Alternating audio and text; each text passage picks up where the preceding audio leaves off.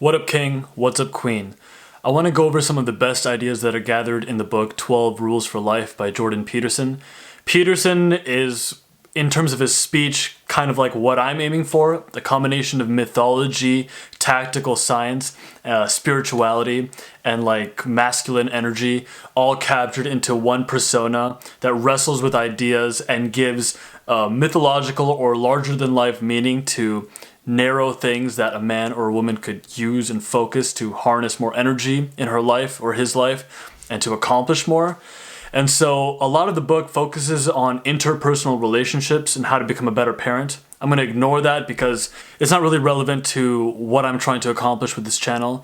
But in terms of increasing your productivity and increasing your ethos, pathos in life, I want to go over just a handful of principles that I gathered in 12 Rules for Life. And the first concept that I want to talk about is actually the very first principle in the book, which is stand up straight with your shoulders held back. Here's what Peterson says.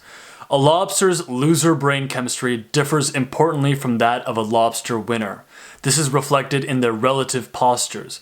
Whether a lobster is confident or cringing depends on the ratio of two chemicals that modulate communication between lobster neurons, serotonin, and octopamine. Winning increases the ratio of the former to the latter. A lobster with a high level of serotonin and low levels of octopamine is a cocky, strutting sort of shellfish, much less likely to back down when challenged. You know, I actually went to drama school for a few weeks before I dropped out, and one thing I realized is the differing ways in which actors build characters in America versus England in terms of the drama training. In America, method acting is one of the most popular techniques for building a character. Method acting is simply where you build a character's inner world, you focus on his or her mind, the emotions of that character, and you try to cultivate those emotions from within, and then as you feel what that character would be feeling, you express that outward.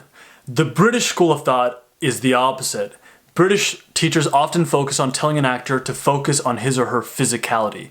Build the character from the outside in, which is why when you see actors like Tom Hardy, they have a very strong physicality with every role that they take.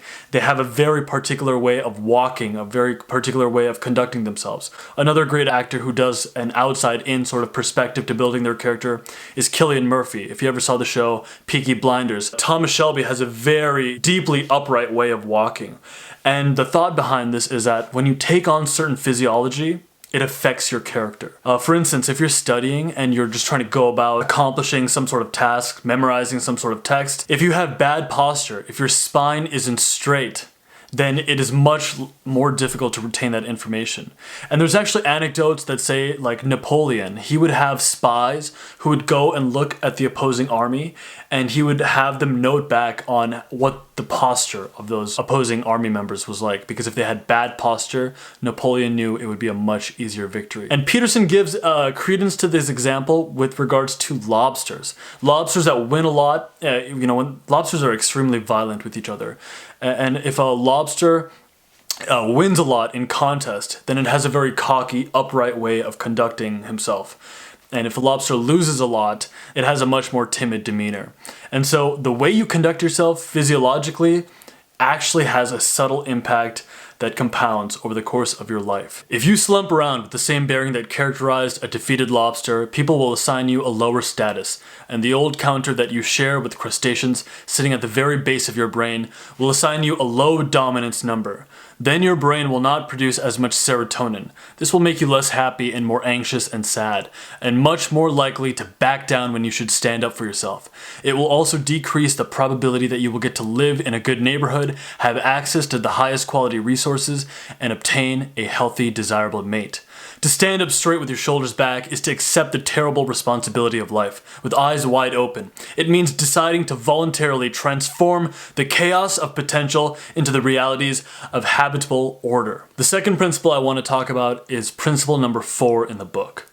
Compare yourself to who you were yesterday, not to whom someone else is today. It was easier for people to be good at something when more of us lived in a small, rural community.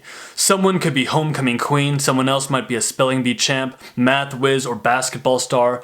There were only 1 or 2 mechanics and a couple of teachers. In each of their domains, these local heroes had the opportunity to enjoy the serotonin-filled confidence of the victor. In contrast, in modern society, because of the power of the internet, we have access to seeing the successes of people throughout the entire world. Our tribe is now 7 billion people big. And while this could be really useful in terms of getting wisdom from other people who you might not otherwise have had access to, it also gives this terrible burden of knowing that the 16-year-old kid is a millionaire and the kind of musicianship that you want to bring about, well, some kid in China was already like prolific at age 5.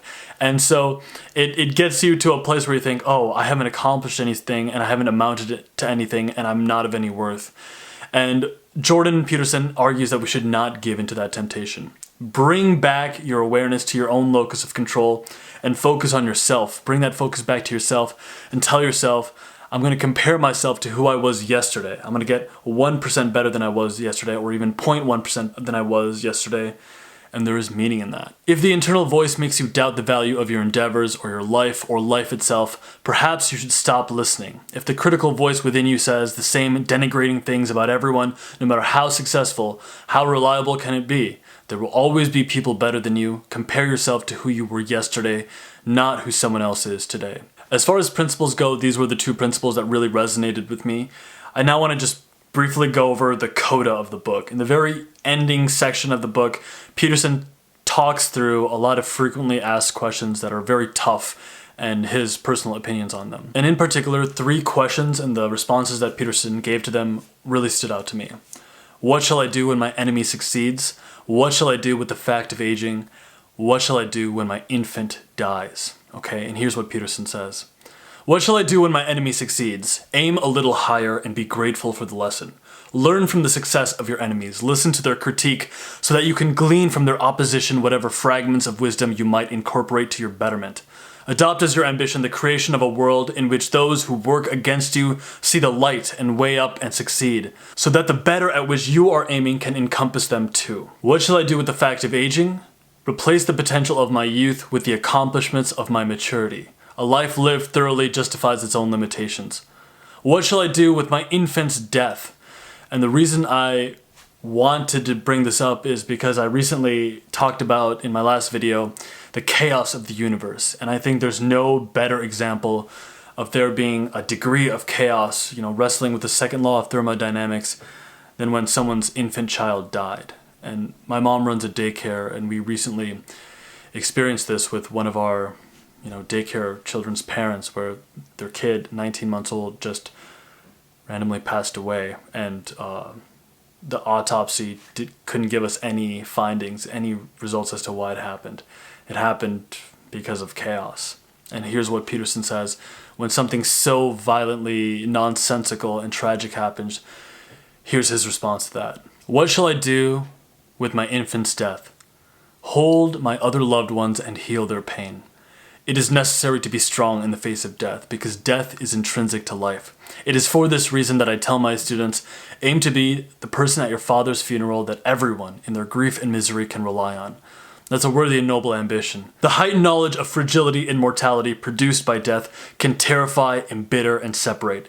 It can also awaken.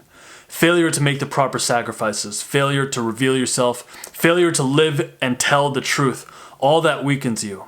In that weakened state, you will be unable to thrive in the world, and you will be of no benefit to yourself or to others. What I really like about Peterson is that even though he is inspirational and aspirational, he doesn't shy away from the harsh realities of what life can be, the darkness that life can sometimes have. And through his mythos, through his understanding of spirituality, Christianity, he really empowers while not shying away from some of the darker truths to existence. And so the principles that really resonated for me from this book, 12 Rules for Life, were stand up straight with your shoulders held back, because the way you carry your body affects you neurologically, and it insidiously plays out in how your life manifests success or failure. Second thing, compare yourself to who you were yesterday, not what the world is doing and the accomplishments of others, because there's always going to be someone who's better than you. And lastly, he says that we should always collaborate with our enemies and see their successes as something to learn from. In terms of aging, accept it with honor and exchange your youth with the maturity and success of time. And lastly, stare death coldly in its eyes and be brave when facing it. Show love to the people in your life and be the person who can absorb the pain and suffering of others so that you can give back and be someone who is a pillar of strength in times of need. That's it for today's video. My fellow kings, my fellow queens, thank you so much for watching. I'll talk to you guys very soon. Cheers.